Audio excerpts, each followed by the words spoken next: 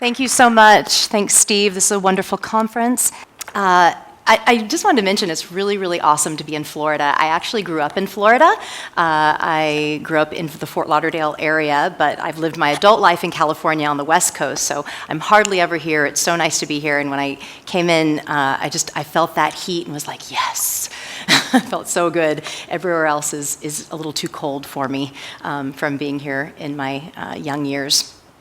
But anyway, so I'm the projects manager for United Poultry Concerns, as well as I've written the book, The Ultimate Betrayal, Is There Happy Meat?, focusing on all these labels that we're seeing, the free range, cage-free, organic. But today we're going to focus in on chickens. And tomorrow I'm going to be speaking about my book and all those labels that I was talking about and issues around this new method of small-scale farming, and that's going to be at 11 a.m., and I encourage you to come to that one if you'd like to hear more about that. But today is about chickens, and chickens are just really, really amazing creatures, and I'm going to get more into that. But I'd just like to talk briefly about United Poultry Concerns. This is a wonderful organization that I am just privileged to be a part of. United Poultry Concerns was founded 25 years ago by Karen Davis. You see her over on the left there with Carla. And we have a sanctuary for chickens and other birds in Virginia with over 100 permanent resident birds, and then we do rescues where the birds come through and get adopted out as well. And that is it Oliver? Yeah, that's Oliver over on the right. Let's see if this is going to change. Yay, it's working. We're good. Okay. So we do a lot of education and outreach, tabling, leafleting, doing presentations like I'm doing today. And I actually do have a table set up now in the exhibit hall, so you're welcome to come by and say hi to me afterward and get some information. And we just had International Respect for Chickens Day. This is an international day of action that we organize, encouraging folks to take some kind of action to draw awareness to the plight of chickens, to let them be known, be heard.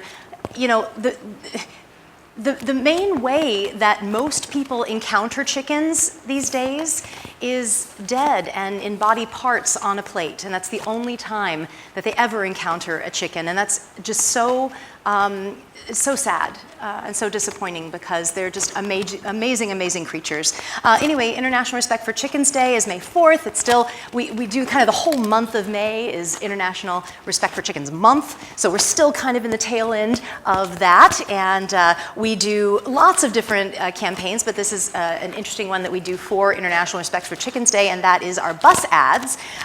We do bus ads in DC, San Francisco, New York. We opened up to other cities this year, Boston. We also are targeting this new fad of backyard chicken keeping and slaughtering. Now, I am going to talk about backyard chicken keeping later in the presentation, and we do feel that there are ethical situations and ways that you can keep chickens as companion animals. But unfortunately, a lot of these places, and it's happening a lot in our area. I live north of the Golden Gate Bridge in Sonoma County, and there are small farms that are actually having classes on how to slaughter chickens. So this is something that we are targeting. This was a protest that we had at one of these farms in Berkeley, right in an urban area in Berkeley, where they were teaching people how to slaughter their own chickens. So we do rescue. This is a direct rescue that we did of, I think it was 58 geese that were in California. Again, we're having a massive drought. Of course, you've probably heard that is just devastating, and our waterways are really, really receding. And there were geese that had been in this kind of just a off the freeway kind of lagoon for decades and decades, generations and generations, and the pond had slowly dried up. And the pond had completely dried up this last year, and the geese were, starving. Geese, waterfowl need water to survive. They, need it to get away from predators and for their food source. So these geese were starving. They were being picked off by predators every night. So we rescued rescued them and got them to another water source. So anyway, we do a lot of rescue. And there's lots of other things that United Poultry Concerns does, and I encourage you to go on our website and check us out. It's upc-online.org and see what more we do. But let's shift gears and talk specifically about chickens now. So chickens, are really absolutely, I would say, the most exploited land animal on the planet. They are killed in the greatest numbers. 97% of the land animals that are killed are chickens. For every one pig that's killed, 60 chickens are killed. For every one cow that's killed, 190 chickens are killed. So many more little souls. Their bodies are much smaller, so it takes more of them to process and feed people. And there's so many of them dying. We kill 35 million cows a year in this country. We kill 35 million chickens a day in this country. It's really staggering. So that's why United Poultry Concerns focuses on chickens. And when you poll people about their emotion, about their feeling about chickens, about all animals really, about how intelligent they think these animals are, or how emotional they think animals are. Dogs and cats are always the highest. They always think they're the most intelligent and have the most emotional capacity. And then cows and pigs fall somewhere in the middle.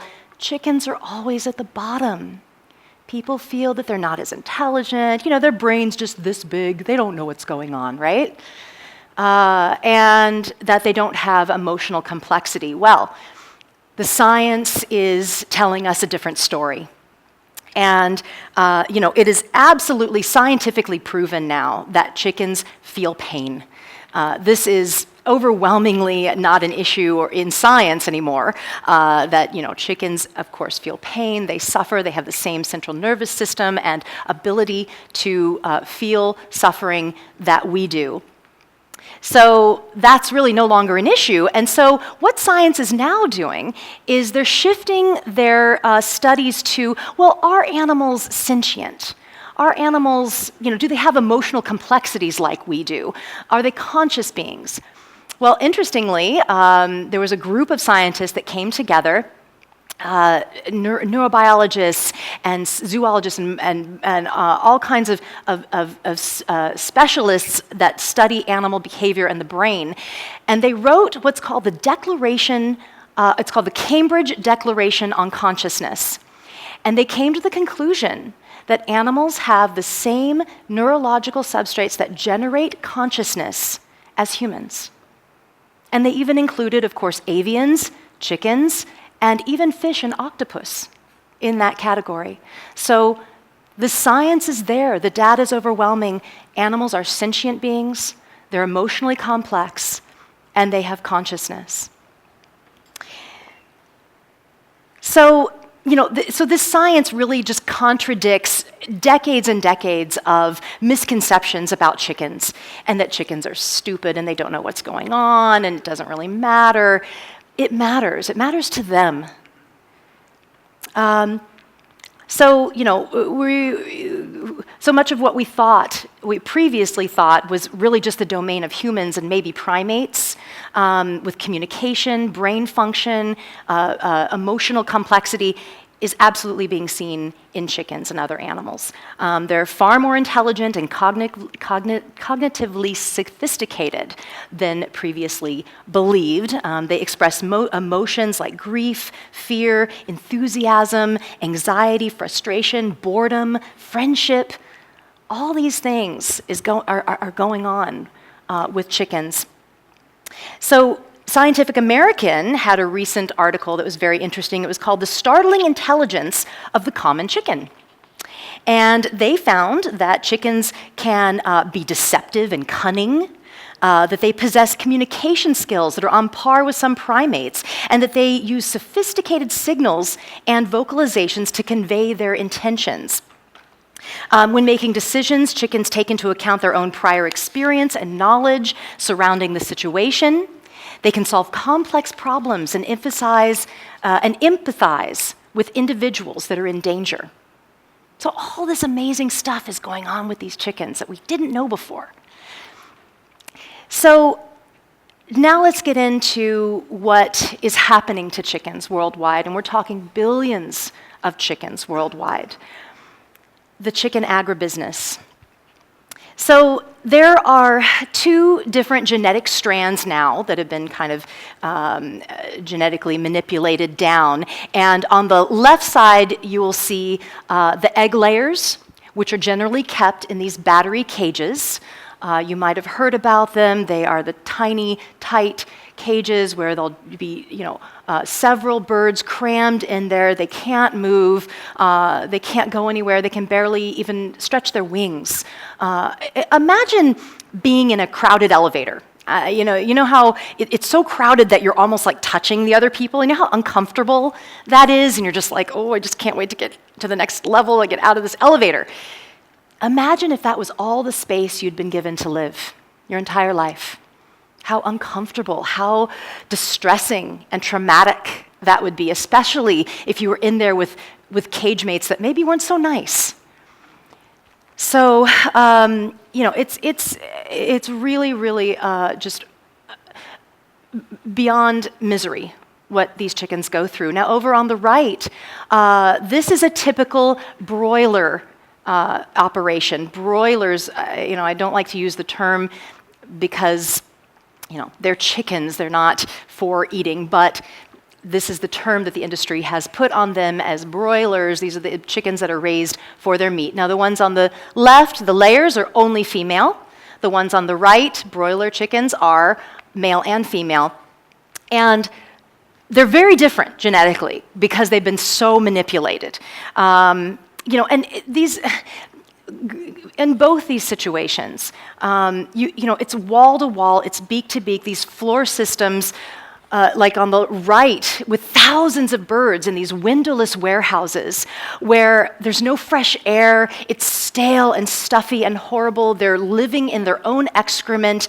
The workers have to walk in with masks on because the ammonia fumes, the intensity of the dust particulate and everything that's in the air, it can actually burn their nose, their nostrils, their throat. The little chickens have respiratory issues from breathing that. I mean, if the workers 6 feet up have to put a gas mask on, imagine if you were just a foot off the ground breathing that.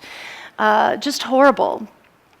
Going back to the egg layers on the left, wild chickens, they would lay, and these, there is a wild counterpart to this. They came from a real wild bird, believe it or not. It's the jungle fowl of Southeast Asia is their genetic ancestor that, they actually share a lot of behavior with. They're still very, very similar to these jungle fowl.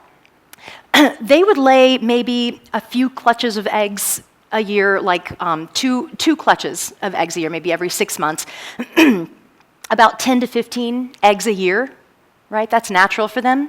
These farm chickens can lay 100 eggs a year.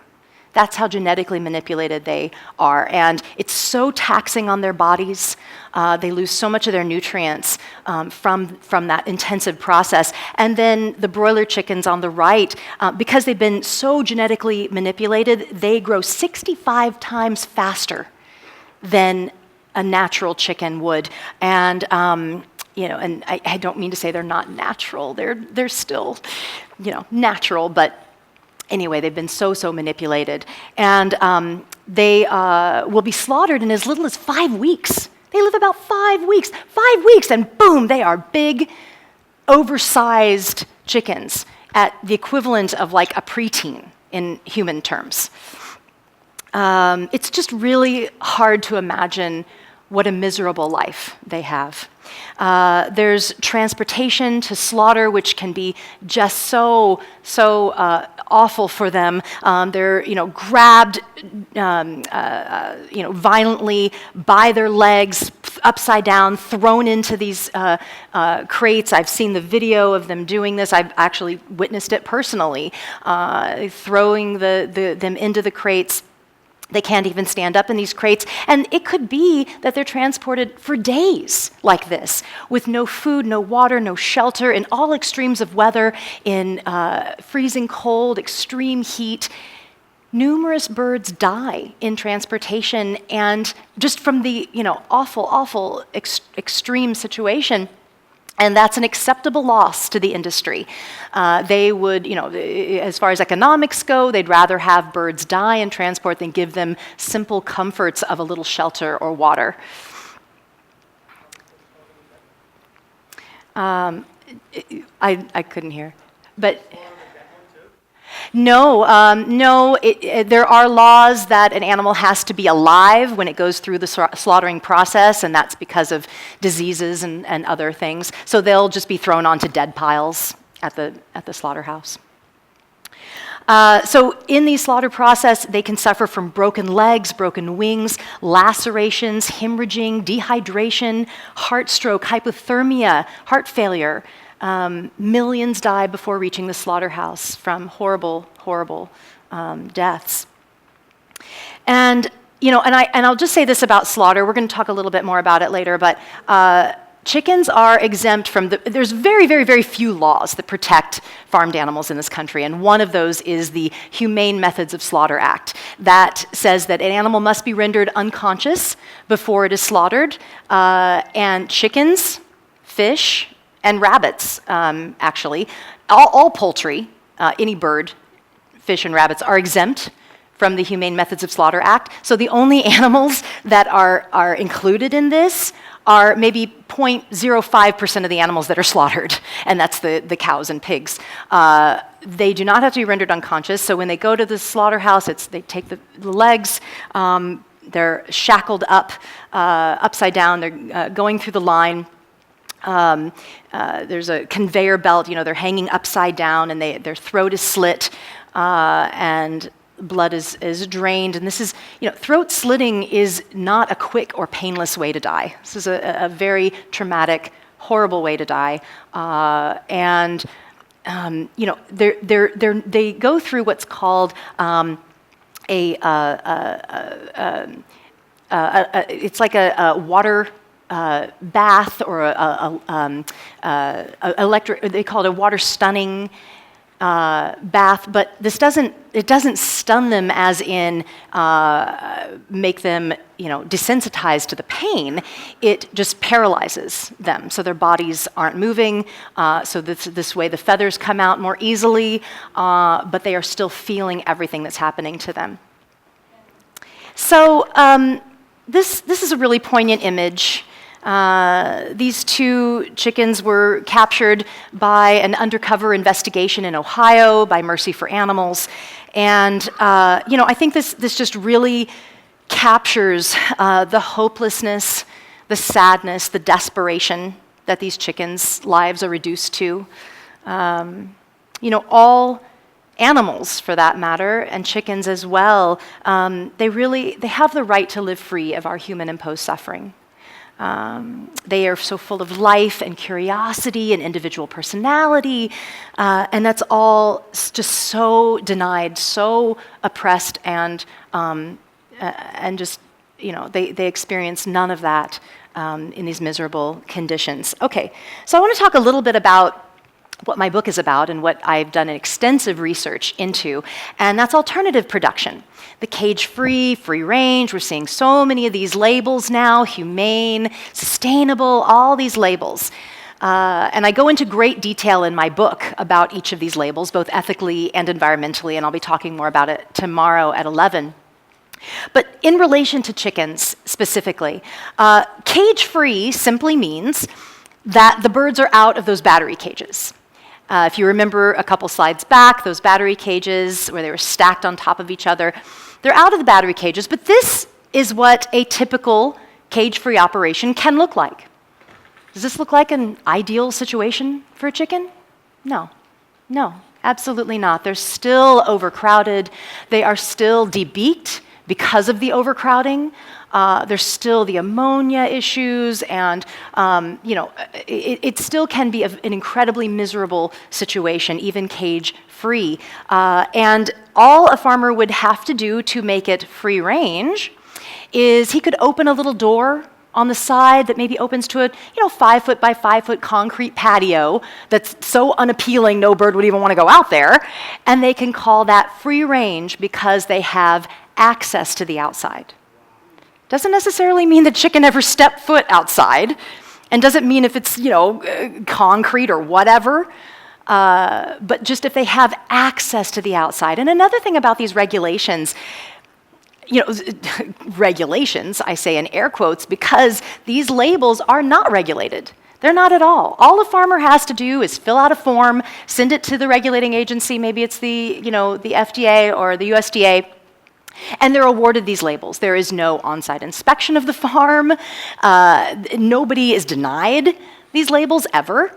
The only exception to that is organic. Organic does have some regulation. They do have on-site inspection, but that is mostly geared towards organic, giving the animals organic feed and that kind of thing, not necessarily the ethical issues that we're talking about.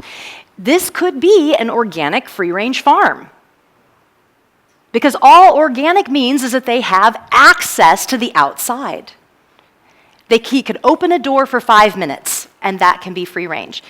Now, there's a variety of different, situations and different farms. This is typical and very common. In my area in Sonoma County, this whole thing is so prevalent, and that's kind of why it prompted me to write the book, because it's so popular in my community. And there was this one farm that everybody kept telling me, oh, this is the one, this is the best one. You've got to go to this farm. They're really free range, they're really outside. So I went. And the chickens they were outside, but they had an area maybe about half the size of this stage, maybe about this size, and they were fenced in, and there was about 4 of those separate areas, and it was just mud. It was like a mud hole. And right on the other side of the fence was this luscious, gorgeous grass that they couldn't get to. They were in this mud hole. And I was like, this is the best we can do? It's the best of the best, really? These labels mean nothing. Don't waste your money. Okay. So we still see debeaking, overcrowded conditions, sickness, injury, and of course, a very brutal slaughter. And all eggs in the egg industry go to slaughter very young. I don't know if I've made that point yet, but in the egg industry, chickens will only give eggs in a vigorous manner for about a year or 2, and then their egg production starts to decline. At that point, they become economically, a liability, because they can get young chicks so easily and have them producing more. So these chickens are going to slaughter at very young ages, 1 year, 2 year, 3 years old, when they can live 15 years. And that's all labels, no matter what the label is on the egg. They are going to slaughter at a very young age. So I want to talk a little bit about false advertising and marketing lies. So it's a very interesting thing that's happening now. There are lawyers that are taking these farms to court, especially in California, because we have very vigorous false advertising laws in California. And they're actually winning these cases. A great example is Judy's Eggs. Now, Judy's Eggs is in my area, in the Northern California area, touted as, the best of the best. They're the best ones you can buy in the store. That other one that I was talking about, you can't even buy, the ones that were outside, you can't even buy those eggs in the store. Those are like just from the farmer's market, and just a few niche buyers go to that farm. Just he sells to restaurants. It's very, very small production. But for going to the store, Judy's is supposedly the best. And, in Judy's, they tout that all our hens have access to the outdoors and enjoy large communal areas with natural ventilation and sunlight. They have room they are free to run, scratch, and play. Okay, I have been to Judy's farm. I've been out there several times. It's only 30 minutes from my house. And you don't see one chicken. You do not see a chicken anywhere. All they are these big, windowless buildings, rows and rows and rows. Those chickens never set foot outside. They never see a ray of sunlight. And they got taken to court because of what they were saying on their websites. And they won. The lawyers won the lawsuit. And these animals are not free to run, scratch, and play. On the contrary, they are tightly confined, just like any other commercial chicken. Judy's had to pay $50,000 in fines, which actually to them is kind of just a drop in the bucket. Didn't hurt them at all. But at least they got called on it. And interestingly, their egg carton, had a picture of a couple of children sitting in the grass with a little chicken and a chick in the grass and flowers and a butterfly, right? That was their egg carton. After the lawsuit, they had to change their egg carton. They had to take the chickens off the egg carton. It's all right. So, that's right. He's very upset. He says, that's just terrible. So anyway, these lawsuits are popping up more and more. And farmers and producers are being called on these marketing lies. But unfortunately, Judy's Eggs goes on. They changed nothing. They changed their wording on their website, they changed the picture on their carton, but they didn't give the chickens any outdoor access. I mean, they're out to make money, and that's why they're in this business. Okay, really want to talk about hatcheries. Now, hatcheries, this is one of those hidden cruelties that hardly anyone knows about that is so egregious and so important to know. No egg operation, no matter the label, can profitably hatch their own chicks. So all these egg operations, the egg cartons you see in those companies, they don't hatch their own chicks. They just can't profitably. So they have to source their chicks from hatcheries and get them in the mail, basically. And hatcheries are just horrible, horrible places. They are, everybody thinks that, well, how's an egg hatched? How is a chick hatched, right? In a nest with a mother, right? No.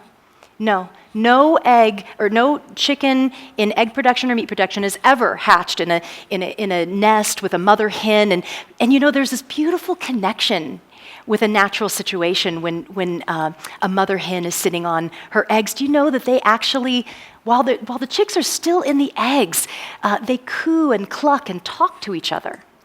It's beautiful. The little chicks are saying, I'm cold, roll me over, or I need more warmth. Or they're talking to each other. It's just really, really a beautiful thing. Completely denied in these industries.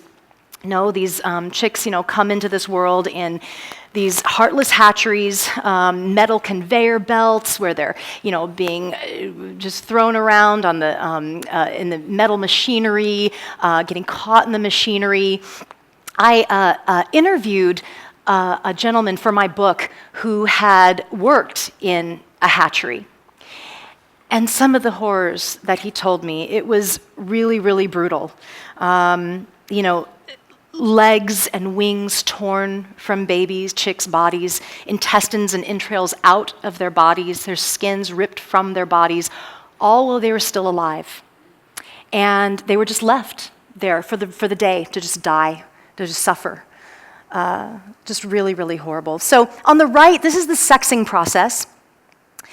In these hatcheries, especially with the egg-laying strand of chicks, they are sexed, and the worker is feeling between their legs and tossing them into male and female, male, female. The females, of course, are going into the industry, going to be shipped to the egg producers. The males, what happens to the males? Well, the males are not profitable to be raised for meat. They are of a different genetic strand than those broiler chickens we were talking about that grow, big and plump and ready to be slaughtered in 5 weeks. No, these are egg-laying hens, so the males grow very slowly, and it's really not worth it to them economically to keep them alive. So they are thrown away by the millions. thrown away. These are the backs of hatcheries. They're in the dumpsters in the batch of hatcheries. The ones on the bottom die of suffocation. The ones above are dying of dehydration, exposure. It's unthinkable, by the millions. And not only the baby males, but baby females too, maybe that couldn't get herself out of the eggshell fast enough. In a natural situation, of course, the mother would be there to help her get the shell off. If she's not out of the shell enough, she gets tossed. It's brutal. Okay, we'll move on from there. So, and then they're shipped in the mail. Now, this is another horrible, part of all of this processing. You know how the UPS or the mail post office treats packages? You toss them. We've seen the YouTube video of the guy throwing the box at somebody's front door. That's how they treat packages, and they're just shipped regular in the mail. Interestingly, some of the hatcheries will keep some of the males and pack them in with the females. Like, say someone made an order for 20 females, they'll throw a few males in there because they know some will possibly die. And they're hoping maybe it'll be the males that will die. They call them packers, so that the person will possibly get their full order. So sorry, I should have warned. This is a bit of a graphic one. I'll try and go through quickly. This is backyard, small-scale slaughtering called a chicken killing cone. They're touting this as being more humane, but it is not. It is the same as any commercial slaughterhouse. The animals are put in upside down. It's a brutal, brutal way to die. I'm going to move on from that because I know it's intense. But I appreciate you being here and bearing witness to this because, it's very important for billions of little lives. Okay, so this is Georgia. And I got to meet Georgia at a wonderful sanctuary called Animal Place in California, where they rescue and rehabilitate and adopt out or keep as permanent residents farmed animals. And Georgia was from a very, pasture-based farm where they supposedly did have access to the outside. No, when I got the story, they hadn't been to the farm, so we don't know for sure, but that's what they said. And when Georgia was just a baby, all the chicks, little bands were put, identification bands were put on their little legs, and as they grew, the workers didn't take those bands off their legs. So those bands, as the chickens grew, they dug into their, skin and then the muscle and the bone. And when these chickens got rescued by Animal Place, they had to carefully remove these little bands, and the chickens were in incredible pain. Some of them now are lame and still limp from the pain of these little metal bands. And this is a pasture-based farm. So there's so many hidden, inherent cruelties in this industry that just can't be wished away with a label. So, okay, we're going to switch gears and talk about backyard chicken keeping.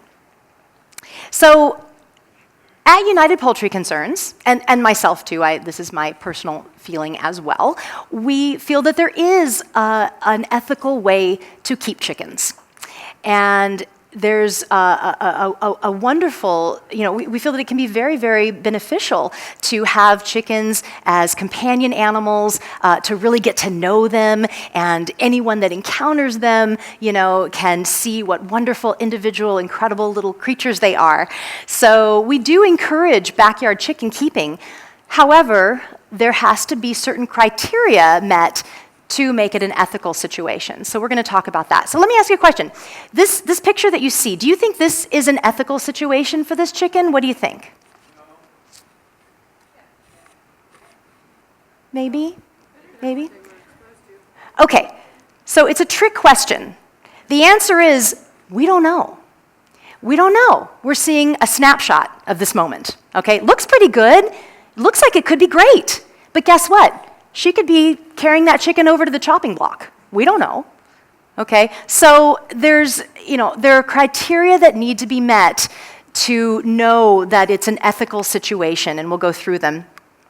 So first thing, and this is most important, the chicken needs to be a rescue chicken. You need to have gotten that chicken rescued. You never, ever want to buy a chick or a chicken.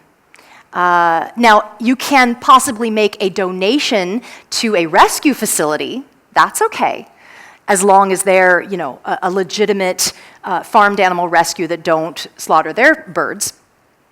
But, even if it's like the local feed store or, an ad in the paper, whatever it is most likely that they got those chicks from the industrial hatchery. Just as we talked about those industrial hatcheries that are just absolutely the most brutal places on earth for a chick, that's generally where they get those chicks, even at your local feed store. So never buy a chicken. Rescue. And I don't know the situation in Florida. I'm more familiar with California, but I'm sure that there are rescues in the area, probably in Florida somewhere. You can even possibly connect with your local humane society and tell them that you're interested in getting a chicken. And when they have a rescue from maybe a hoarding situation or some other bad situation, and they get chickens in, they can contact you, and you could adopt a chicken from them. So there's some ideas of how to get rescued chickens, but really encourage, if you want chickens, please don't ever buy chickens. Number 2, they need to have a clean, comfortable, predator-proof enclosure that's large, safe space to go in at night. Make sure they're in at night. It needs to be thoroughly cleaned every day. They need, of course, clean food and water. A great way to clean off surfaces is with a putty knife. Get a putty knife in there and scrape the excrement off. But you gotta clean it every day. Number 3, they need attention and affection. This is your companion animal. 5 minutes a day isn't enough. Spend time with them. And also a great thing to do is to get down on their level. They're really, really close. All they see is shins all day. It's like, get down on their level. They love eye contact. They love communication with you. Not all. They're all individuals. So there might be some that are like, whatever, they want their space, but most of them love the companionship. So get down on their level. Number 4, and this is a very important one as well, and one that I get a question about all the time. We advise to not eat the eggs, not eat or sell or even give away the eggs.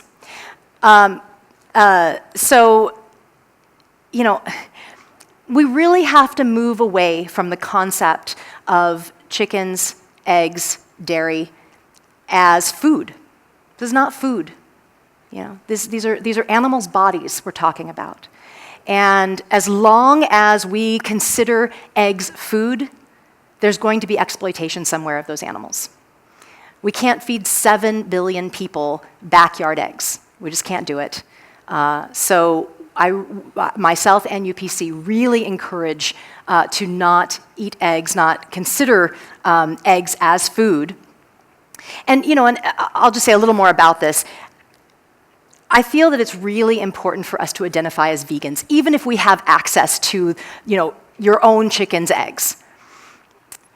Say you're at someone's house, you're eating your own backyard chicken's eggs. You're at someone's house and they've baked some muffins, and they offer you some muffins, and you're like, well, are there eggs in them? Yeah, there's eggs in them, but it's from a good source. You're like, okay, well, I'm an egg eater. I eat the eggs. Well, you don't know what that good source is. That could just be a cage-free label at Whole Foods, which means nothing. So, it's important to identify as vegans. The better thing to do is to say, no, thank you very much, I'm vegan. And what that's telling folks is, no, these are not.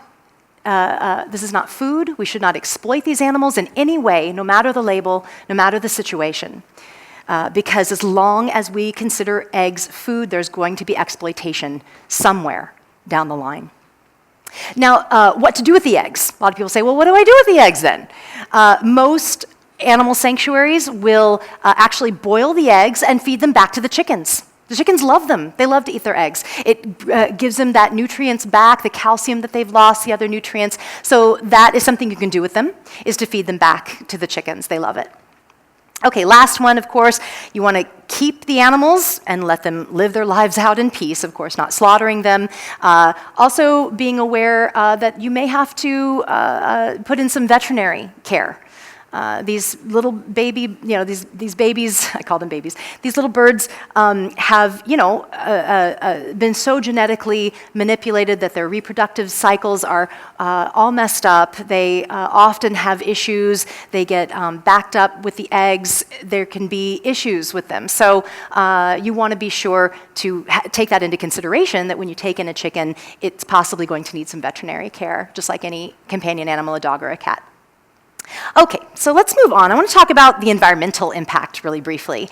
And I of course do not condone Hummers, but I just thought this was a fun, a fun image, kind of shows. And what it's saying is that actually our diet has more impact on the environment than what we drive. So that's kind of what it's saying there. But a lot of people think that, when we think about environmental issues, that it's really the cows. The cows are the culprits. Oh, it's the cows. They're the ones that are polluting everything, and they're the ones that are causing the greenhouse gases and land use and all that. And sure, that's the case.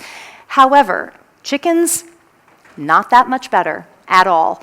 And a lot of people think, oh, well, I'm eating chicken, I'm eating a little more environmental. No. When we've got these hundreds of millions of birds that are concentrated in these areas, it's going to cause air and water quality issues. There's so much yuck that goes on in these industries that's going directly into our groundwater, into our waterways, diseased carcasses from slaughterhouses. There's feces, heavy metals, chemicals, bacteria, parasites, pathogens, viruses. All this is causing, phosphorus and nitrates to build up in our waterways, algae blooms, and that can deplete the oxygen in the water. The water becomes eutrophic, and no aquatic life can live in these areas.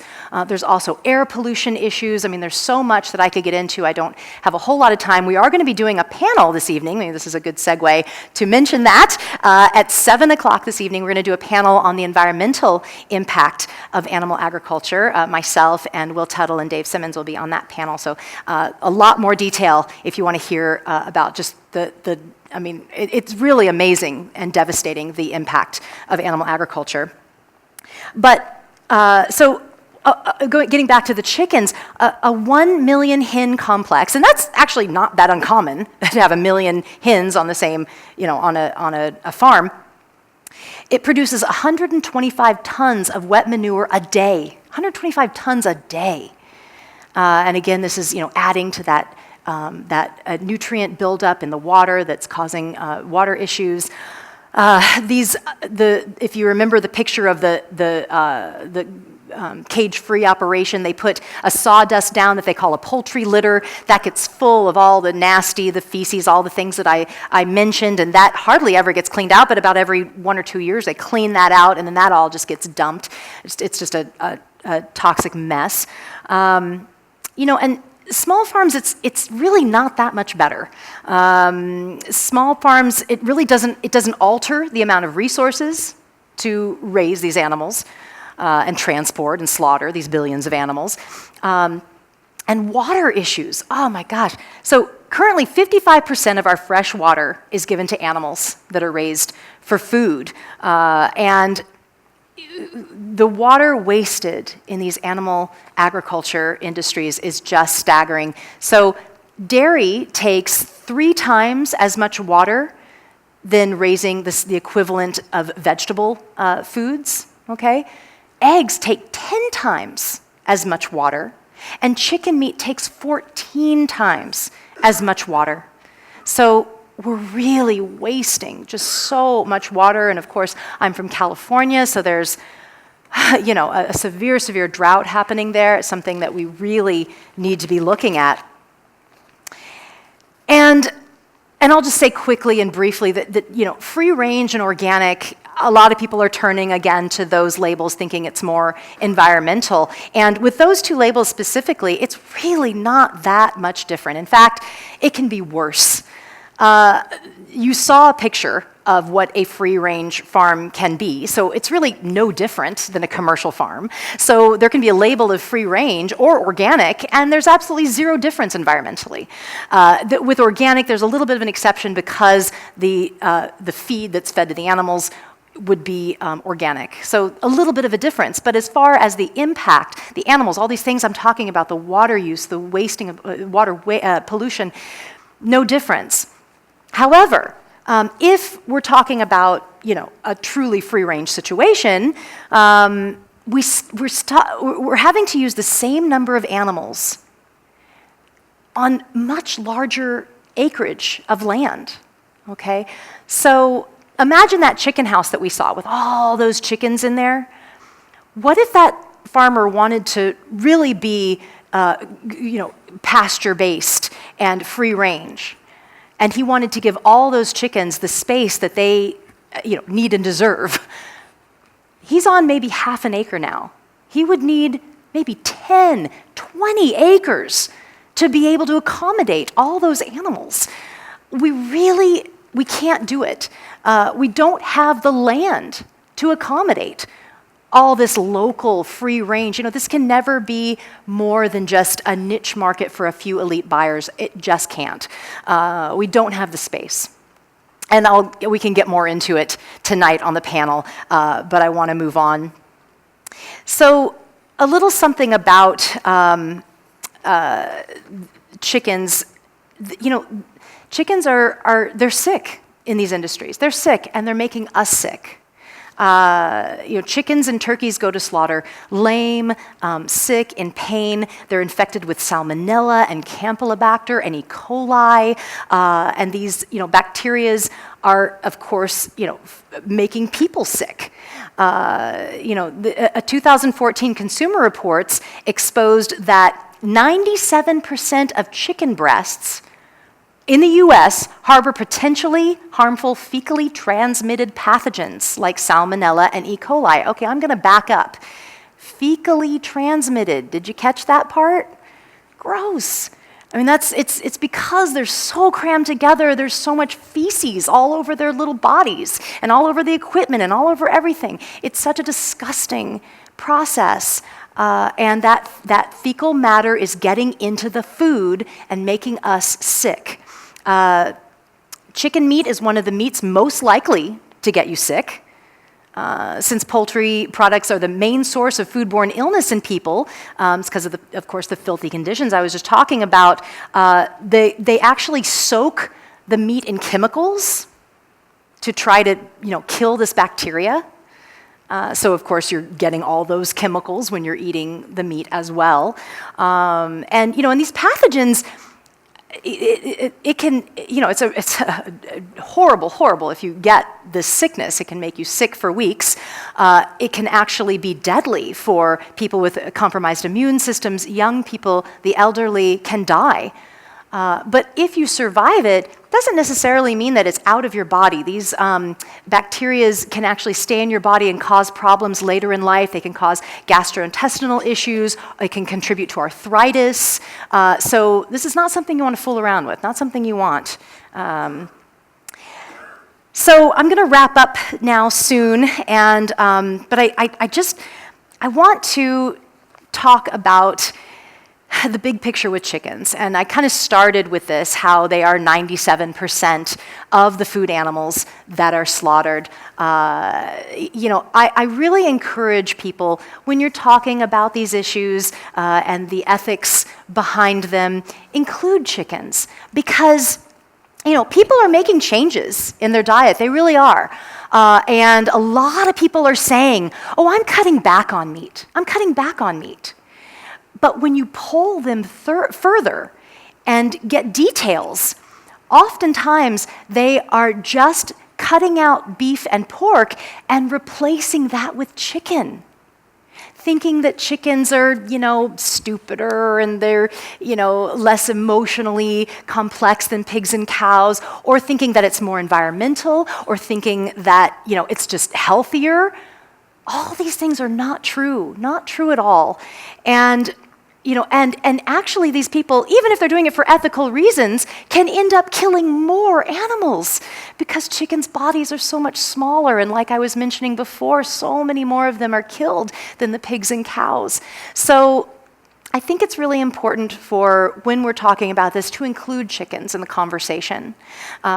Chickens get, such the raw end of the deal, and we really got to be their advocates and speak for them and include them in the emotionally complex, amazing, sentient being, world of animals that they are. So, I'd love to talk to you further about any of these issues. I know we still have some time, so we could maybe have an open discussion and get some questions going. I'm also going to be, I have set up a little table in the exhibit hall, so you're welcome to come out there. I have some UPC literature. I've got some of our T-shirts and other things, so I'd love to talk to you out there, and you can get some of our information. Also, too, I want to mention, these are some wonderful books that our president and founder, Karen Davis, has written. And they are just really, really wonderful, detailed books on the chicken industry. More Than a Meal on the left is all about the turkeys in myth and history, as well as the industry. The one over to the right, Prison Chickens, Poison Eggs, I have out on the table, and that is just a really in-depth look at the chicken industry. Instead of Chicken, Instead of Turkey is a cookbook of all kinds of wonderful chicken and egg common recipes that can be substituted for plant-based foods. And I just really encourage you to think about, talk about, and include chickens in your life, in your conversations.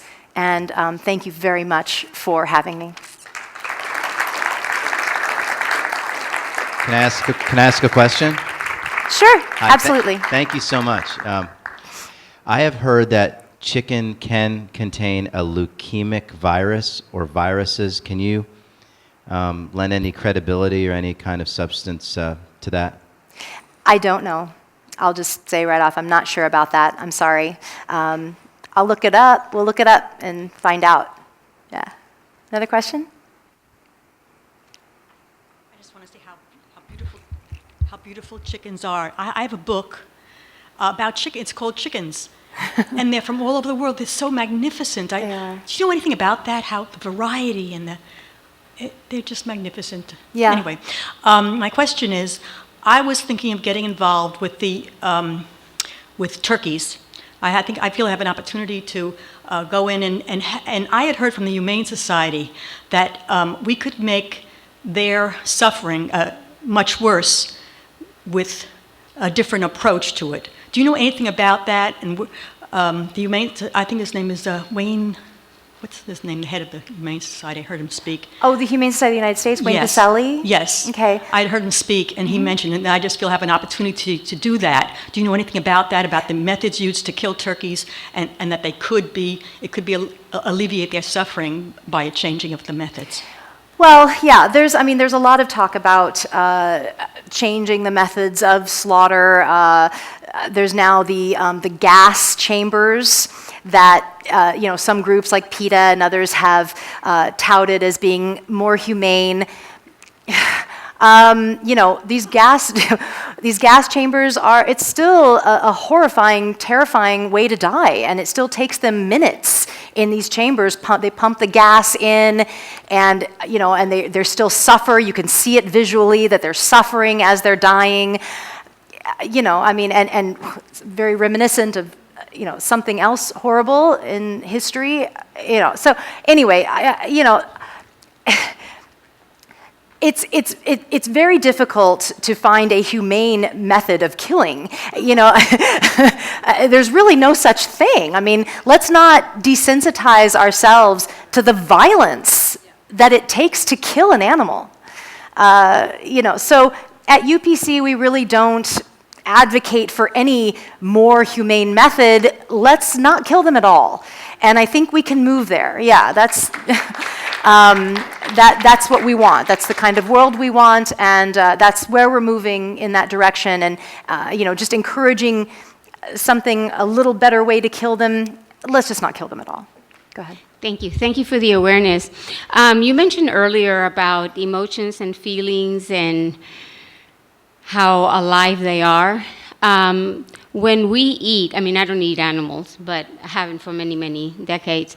But is there something that we pick up energetically, the stress, the whole process of what they go through?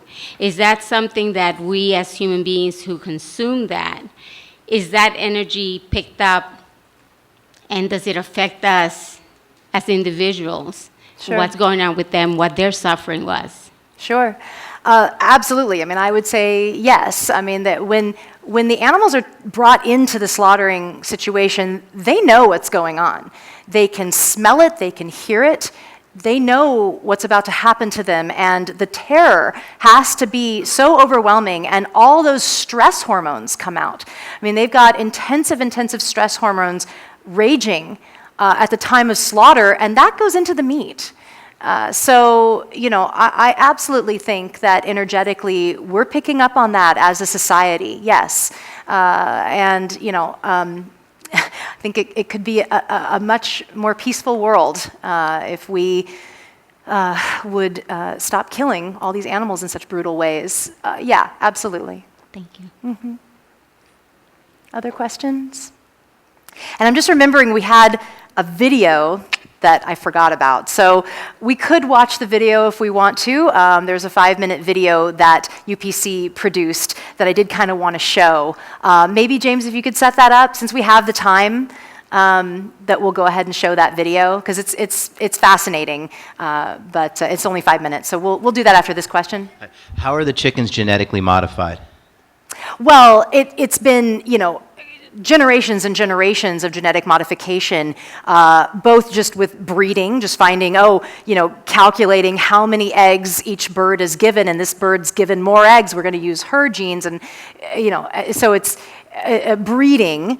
And now there's actually, genetic modification happening where they're splicing and doing all this, biotech stuff to get those traits that they want, the growing faster or the laying more eggs. There's a lot of genetic manipulation that's happened to these poor animals over the years. Thank you so much for sharing your information and really making us aware of how horrific these poor animals have, what they have to go through. And I'm never touching an egg again. But thank you. But my friend says that he's kosher, and it's a very humane way to work with the animals and being kosher. Mm-hmm. So if you can address that, and he'll watch this, because I'm going to put him onto this. Right. Well, I honestly haven't done a lot of research on kosher, and I should, because I get this question a lot. I didn't put it in my book because it's not really what my book's focus was. It was more on the new kind of trendy labels. The only thing that I know, and I don't know about chicken slaughtering kosher. I don't even know if there is. Maybe there is, I guess. Okay, I don't know about it, honestly. But I do know with cows, the main thing, I think, is that they can't touch their own blood. I know that there's these contraptions where they'll lay the cow in it and turn it upside down and then slaughter him upside down so that the blood doesn't touch the animal. She looks like she might know about it. I know about chickens, but not. Oh, okay. Well, and then a rabbi, of course, is praying over the animal. That's part of it. The animal still feels the pain. Oh, yeah, absolutely. I mean, there's so little difference is what I'm trying to say. It's less pain, but it's still slaughtering animals. Mm-hmm. I mean, it's not enough that they went through the Holocaust. Yeah.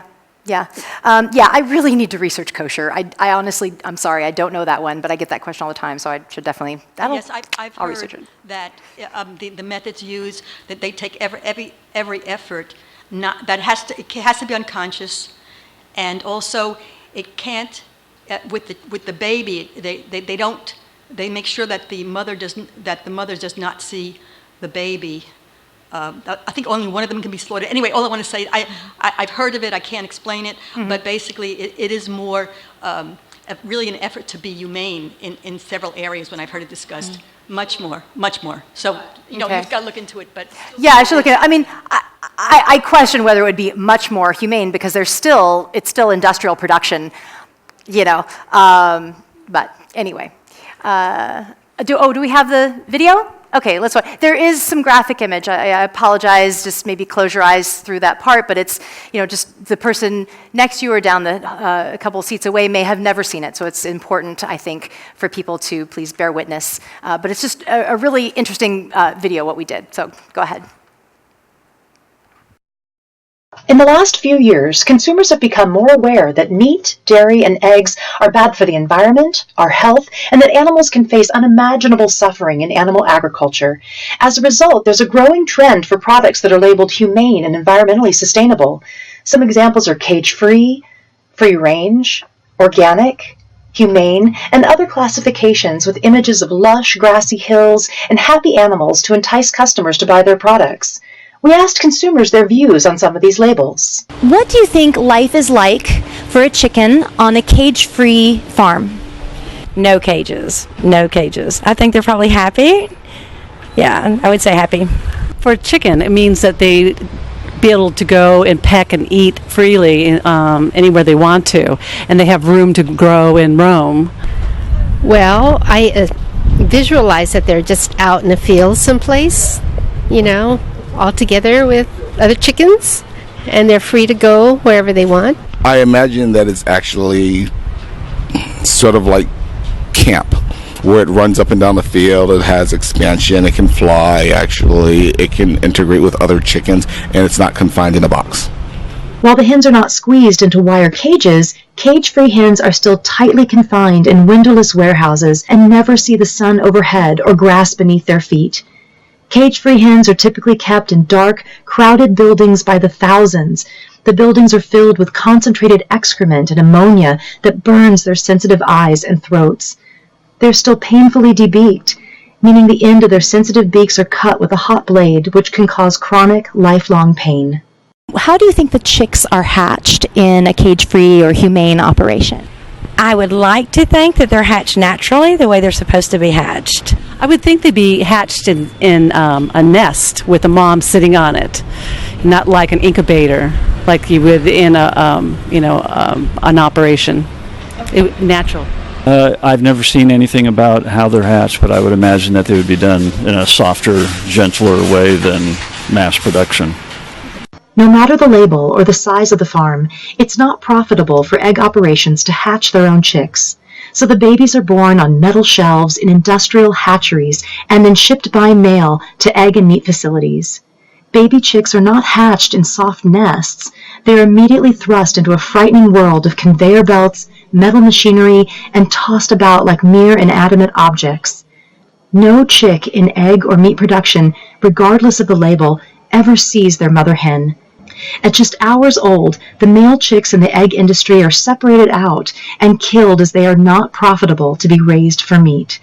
While still fully conscious, they are macerated by machines much like large blenders with sharp metal blades. Others are tossed into huge trash bins to suffocate on the weight of other chicks and slowly die of exposure and dehydration. The killing of billions of newborn baby chicks is one of the most brutal procedures in the chicken industry, yet it is hidden from the consumers and routinely practiced no matter the label on the product. What do you think slaughter is like for a chicken on a free-range or cage-free farm? Good question.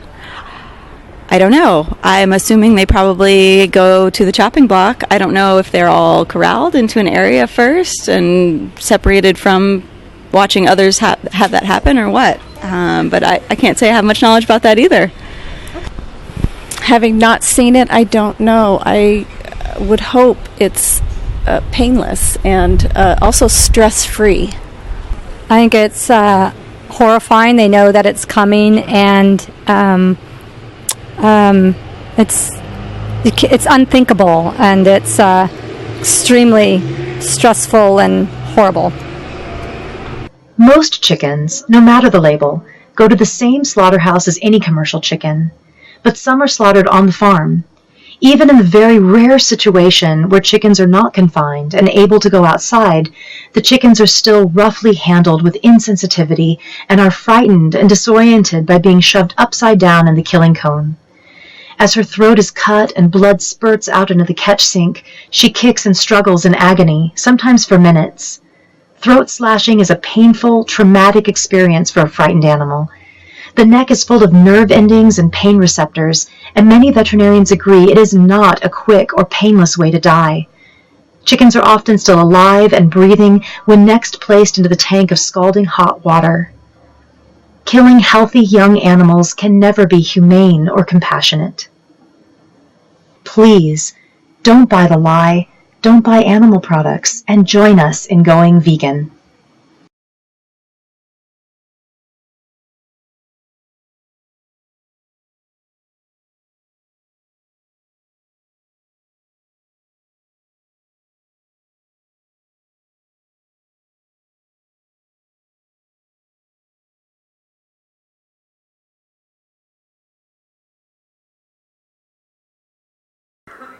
Yes, if you go to YouTube and Google the humane hoax, that's probably the first one that'll come up. The humane hoax. Yeah. It's also on our website. If you go to upc-online.org and go to our videos, it's the first one on the videos.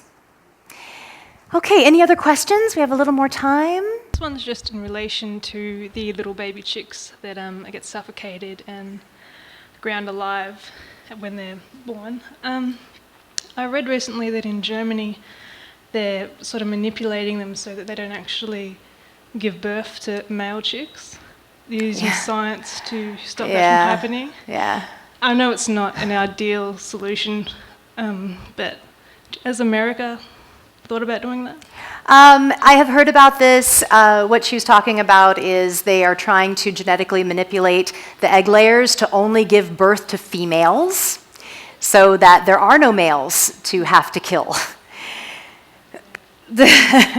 I mean, what do you say about this? It's just, it's so ridiculous. And just so, again, just so manipulative and artificial, and, what we're doing in our food sources, it's just so, we've manipulated and put our hands in there and played God, and we've got to stop this. Again, it's not something that I would want to put energy into, because I think we've got to put energy into stopping it altogether. It's so ridiculous. But that is, and it's interesting you brought up, because I remember when I was talking about the male chicks and them being tossed out, another method of killing them is they will grind them up alive. They will go down the conveyor belts and just grind them up alive in grinders, and that can be used for fertilizer and other products. I didn't mention that before, so that's another method that they kill the males, so thank you for bringing that up. When I was growing up, we had chickens, and we raised those same laying chickens and that, and my mom used to take a few out to put aside to be with a rooster, so we would get eggs, and that would make some breed of chickens that lay a lot of eggs. So I'm just wondering, how did they get to breed all those chickens without any rooster? Well, one whole aspect of this that I didn't really talk about are the breeding houses. They have whole houses that look similar to the broiler houses for breeders, where they mix the roosters and the chickens together, the hens and the roosters together. Oh. Because, if people don't realize, chickens do have sex, they do have intercourse. Some people don't realize this. They think that there's like a fertilization that happens after on the egg. No, when the egg is inside the hen, then the rooster mates with the hen, and that fertilizes the egg to make it fertile to actually hatch a chick. So they have breeding facilities that are specific to getting the fertile eggs that are going to go to the hatcheries. Okay. It's a whole nother aspect that I didn't get into, but it's a similar situation, crowded in, debeaked, all those kinds of things. But they just mix the roosters and the hens together to breed and have fertile eggs. Thank you. Yes. I had heard, I guess, from the Humane Society of the United States that they had come to some agreement. They were very pleased to announce some agreement they came to with the major egg producers. Can you tell me what? I can't remember what it was, and I wonder what it was and what you thought of it. I don't really want to get into that. It's not something that UPC supports. We really, it's a bit of a controversial issue. What the Humane Society of the United States is doing, they're working with industry to make the conditions better. I don't really want to talk about what they're doing, honestly, because UPC takes a different stance. We feel that we need to move towards a vegan world, not just making the conditions better, but getting people to stop eating them altogether, stop using them, stop abusing them, stop seeing them as commodities. So that's all I'm going to say about that.